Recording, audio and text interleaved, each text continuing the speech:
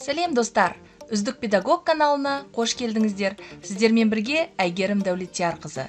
Сұрақ көп, мақсат дөп. Бүгінгі мақсат менің отаным Қазақстан тақырыбындағы ашық тәрбие сағатының үлгісін сіздерге ұсыну.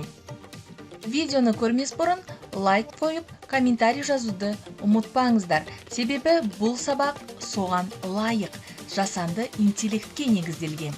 Тар жол тайғақ кешкен қазақтың бүгінгі жайы қандай? Сабақ ұнап жатқан болса, презентациясымен әзірлемесін алсаңыздар болады. Ол үшін видеоның басында көрсетілген телефон нөміріне хабарлассаңыздар болады. Аталған тәрбие сағатының ерекшелігі жасанды интеллектке негізделген, ұлттық құндылық дәріптелген, сын тұрғысынан ойлау қарастырылған. Оқушылар топта жұмыс істеу арқылы өз пікірлерін ашық айта алады. Егер сабақ ұнап жатса, төменде көрсетілген нөмірге хабарласа қойыңыздар. Әзірлемесі мен презентациясын ала аласыздар. Кәделеріңізге жарасын, сау болыңыздар. Лайк пен комментарийді жазуды ұмытпаңыздар.